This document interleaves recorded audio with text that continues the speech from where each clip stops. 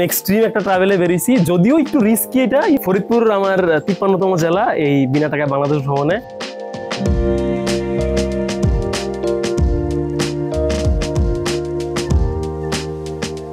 64 জেলার অদম্য পথ চলা, পকেটে নেই একটি টাকাও, ভরসা কেবল মানুষের ভালোবাসা।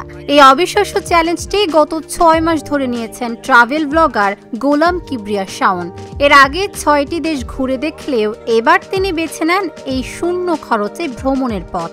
উদ্দেশ্য বাংলাদেশের বৈচিত্র্যময় রূপ ও মানুষের সাথে মিশে যাওয়া।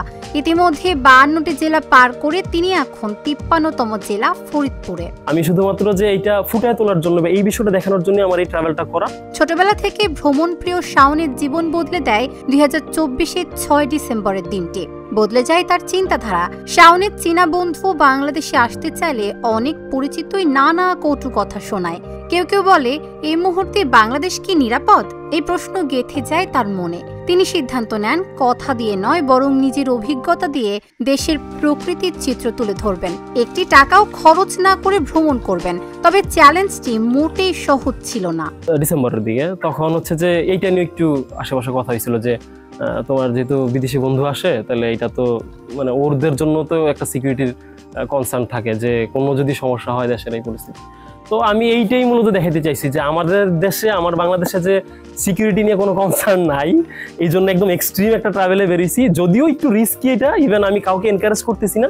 আমি শুধুমাত্র যে এইটা ফুটায় তোলার জন্য বা এই বিষয়টা দেখানোর জন্য আমার এই ট্রাভেলটা করা। শাওন সোশ্যাল মিডিয়া জুড়ে গোলাম কিবরিয়া শাওন আনপ্রেডিক্টেবল নামে জনপ্রিয়। একটি মাত্র ব্যাগ আর হাতে থাকা আইফোনটিই তার সম্বল। ওই আইফোনে তিনি ভিডিও এডিটিং ও আপলোডের কাজ সারেন। ব্যাগের ভেতরে মাত্র একটি প্যান্ট, একটি টি শার্ট আর একটি লুঙ্গি নিয়ে বের হয়েছিলেন তিনি।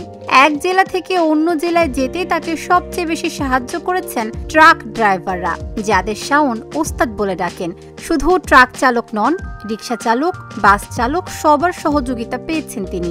রাত কাটানোর ক্ষেত্রেও তার ভাগ্যে সবসময় জুটেছে একজন করে হোস্ট, যারা কেবল আশ্রয় নয়, আন্তরিক ভালোবাসা দিয়েও তাকে আগলে রেখেছেন। শেষের দিকে যতই যাইতেছি আনন্দ অবশ্যই লাগতেছে, তার চাইতে বেশি ব্যাপার হচ্ছে যে আমার অনেক কষ্ট লাগতেছে। কারণ দেখেন, এই জার্নিতে লাস্ট 6 মান্থস আমার এত মানুষের সাথে পরিচয় হয়েছে। ঠিক আছে, আমার ফেসবুকের ফ্রেন্ড খুবই কম ছিল, সেখান থেকে অনেক ফ্রেন্ড হয়ে গেছে। ইভেন আমার সাথে কানেক্টেড হয়ে গেছে অনেক মানুষ, একদম 50,000-এর বেশি মানুষ। ব্যাপারটা হচ্ছে যে এই যে এদের ভালোবাসা, যে তারা যে আমার সাথে ছিল, আমার সাথে গল্প করছে, তাদের বাসায় আমি ছিলাম, তাদের সাথে একসাথে খাইছি, ঘুরছি, এই বিষয়গুলো আমি খুব মিস করবো। মানে সাংঘাতিক রকমের আমার প্রায় সময় একটু খারাপ লাগে। আমি মানে গত 1 সপ্তাহ, বিশেষ করে যখন আমি সাতক্ষীরা ছিলাম আমার 50 নম্বর জেলায়, তখন থেকে আমার খারাপ লাগাটা শুরু হয়ে গেছে যে আর তো মাত্র 14টা জেলা। 53তম জেলা ফরিদপুরে 6 নভেম্বর রাতে আসে শাওন। সেখানে স্থানীয় ইঞ্জিনিয়ার মাহমুদুল হাসান ওয়ালিদের আতিথেয়তায় তার বাড়িতেই আছেন তিনি। শাওনের 64 জেলার চ্যালেঞ্জ শেষ হতে বাকি মাত্র 11টি জেলা। তার এই ব্যতিক্রমী চ্যালেঞ্জের ভিডিওগুলো সোশ্যাল মিডিয়ায় ব্যাপক আকারে ভাইরাল হয়েছে। তার ভিডিও দেখে অনেকেই ভাবছেন বিনামূল্যে বাংলাদেশে ঘোরার কথা। তবে শাওন মনে করেন এই চ্যালেঞ্জ খুব ঝুঁকিপূর্ণ।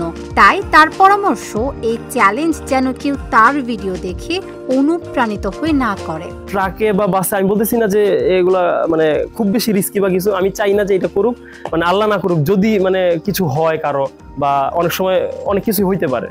এখন সেইটার রেসপন্সিবিলিটিও আমি নিতে চাই না, বা এজন্য আমি চাই যে কেউ এইভাবে না করুক। Dhaka journal news desk.